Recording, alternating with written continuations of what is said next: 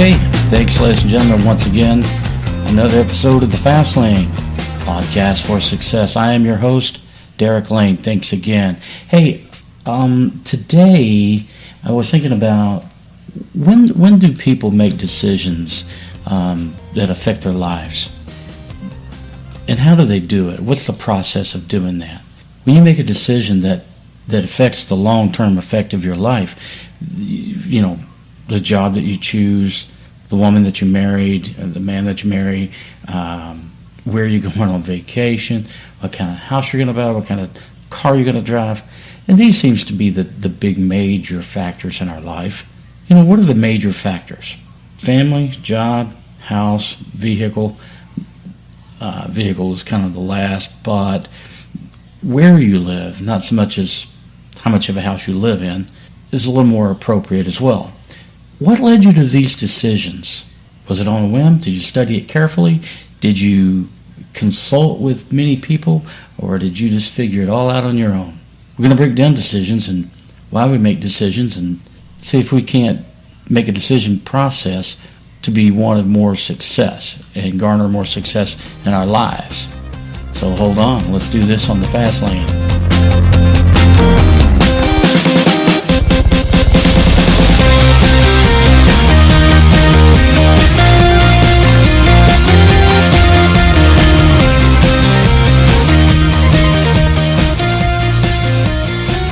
Okay, you know, I spoke with you in some length about being happy, making a decision to be happy, not projecting your happiness in the future, but bringing it to yourself right now, allowing yourself to be happy, allowing yourself to make that decision to be happy. Living in the future is a vision, living in the past is a memory, living in the now is the only thing you've got. Well, let's do that with success. Why don't you make a decision to be successful now? Not wait for certain things to have to occur before you become successful. And if you feel like you're successful but you've reached that plateau and you want to move to a hierarchy of success, that is fine too. Don't let things hold you back. Allow things to take place. Allow that decision. You know, some of the wealthiest and most successful people on this earth can remember the time and what occurred in their life, what event that sparked their decision to be successful. Oftentimes it's an epiphany. It's something that just clicks that says, yeah, I get it. I'm going to be successful. You know, some people were born with that desire that's like that competition. I'm going to show everybody.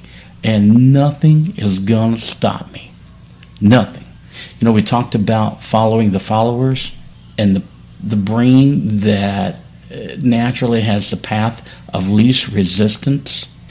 And that's what most people do. They follow the path of least resistance. And those decisions that I talked about earlier about getting married, buying a house, and choosing the right job, those are following suit with the followers. That's what everybody else does. That's how everything's laid out. That's what this life is supposed to be like. That's what this life is supposed to look like. I'm supposed to look like, be like, sound like, act like everybody else. Or else I'm going to be weird, right? Or eccentric. But sometimes weird and eccentric is fun. As long as you're not hurting anybody and you do things on your own terms, that's happiness. That's success. But I digress. That decision that you make usually is one of determination. One that says, you know what? To hell with everything. This is going to happen. It is going to happen. Trust me this. Okay? Now I'll tell you one thing. Success doesn't come in the form of an infomercial on late night TV. Buy this and your dreams will come true. Reading articles online in magazines and taking courses from people that get rich by giving courses. Success is what you determine to be the best path for you, the most adventurous, the most fun, the most exhilarating path that you can envision for yourself. That's what success is. Well, it is for me anyway.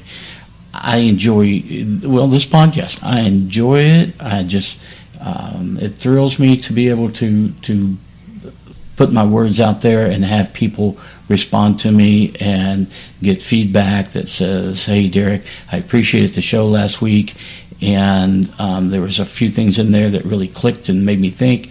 Those are the most rewarding things for me. Okay? Yes, having a nice home. Yes, having a nice car. And more importantly than anything is, yes, having a wonderful relationship. I'm the luckiest guy in the world, personally, for myself, because I have a wonderful wife and a great relationship, and not to mention she's very attractive. So anyway, I just feel blessed. I feel very blessed. I've got kids that are great, but did this all happen by accident? No, I made a decision, a conscious decision, to go out and get what I wanted. Okay? I knew for me that the right person in my life would have to share the same values and the same success-oriented visions. That we could move forward looking in the same direction. And boy, was I lucky when I found her. Teaching my kids that same principle, that make a determination of what you want and then resolve to get it done. We've talked about goals, and goals is really what allows you to make those determinations. It's what really forces your hand to make a decision, to allow your subconscious to help you and guide you in making those decisions. But if you really want to be successful, it is emphatically making a decision to say, I'm going to do X, Y, Z, whatever it is. Commit it to paper, put it down, put your plan down, write it on your bathroom mirror, write it on your refrigerator, put it on the sun visor of your car, make a screensaver on your phone.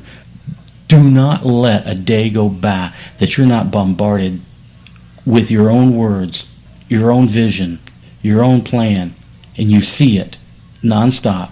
It's everywhere you turn. You put that plan into action. You remind yourself to do at least one thing a day.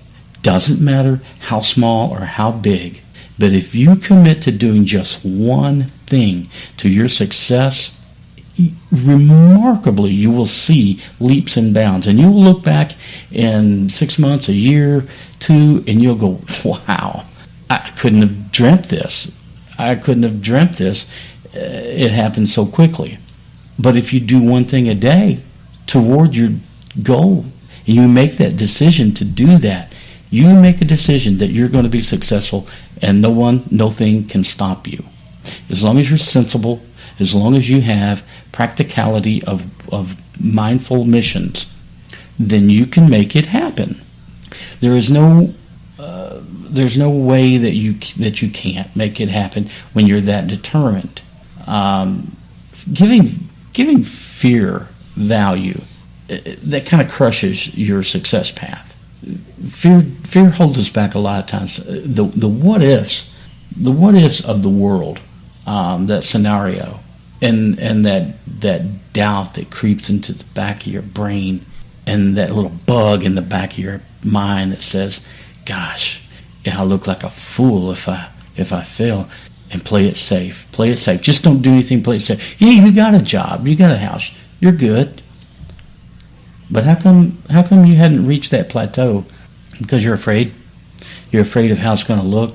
You're afraid of what people will say. Because you're a follower. You're following people that follow people that have followed people. That's parents followed people. That's parents followed people. You don't have to be that way. You don't have to follow people. You can do it. Another thing is having guilt in your life and having guilt control you.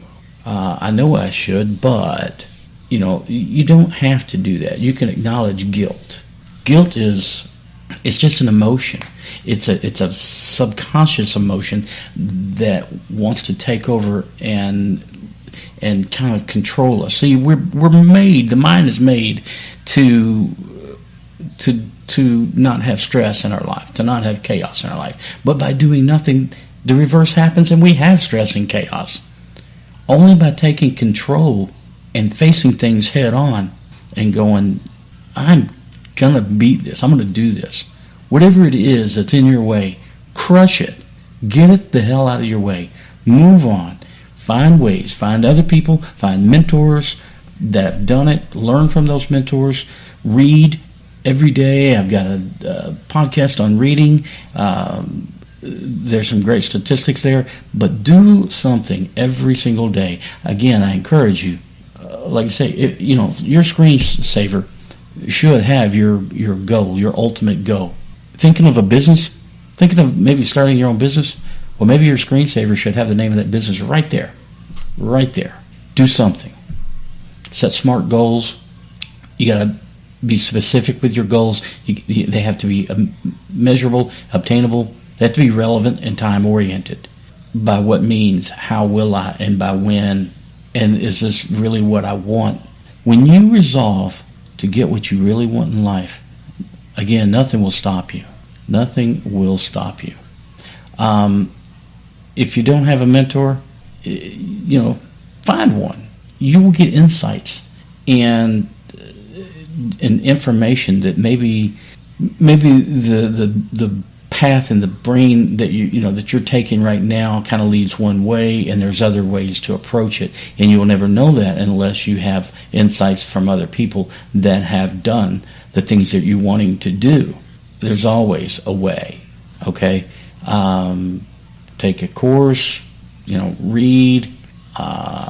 There's tons of videos out there on various topics and subjects, but when you make the decision to take action, you are then the master of your own fate.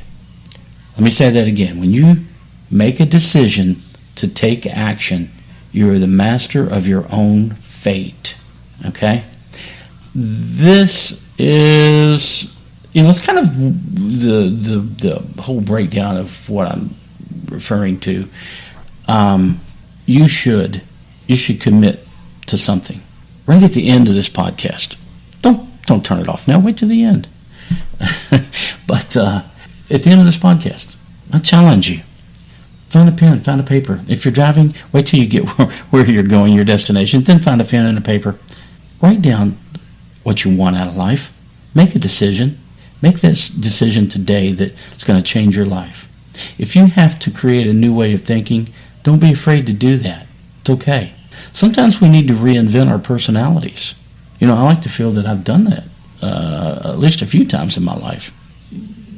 How do I want to be better as a human being? How do I want to be better as a manager, a business owner, a speaker, a consultant? How do I want to be better as a father, a husband, a neighbor, a community coach? How do I want to be better? I think about that all the time in each category. So if you're really egotistical and you say there's no way I can be better, I think you're kidding yourself. Everybody can be better. But take it in little chunks, little moments in time, and realize, I could have done that better. I'm going to do this a little better the next time around. Have no fear. It will be better. And by continually reaching out and stretching, you'll continually be better. The first time that I gave a speech, sure, I was nervous and my stomach hurt and felt lightheaded. Sometimes I still do, but the more that you do it, the more that you get comfortable with things, the more that you understand your audience, and the more that you understand what people are looking for you, or from you, I should say, it gives you fuel to continue, knowing that people are looking to you for small answers, for suggestions, nuggets and tidbits of information that in one way, shape, or form helps them grow their lives. You don't have to have a podcast or be on a speaking circuit to do that. You can do it in your everyday life by the people that are closest to you and the people that don't even know you. We'll get into in another podcast of how core groups come in and out of your life and why people come in, why people leave.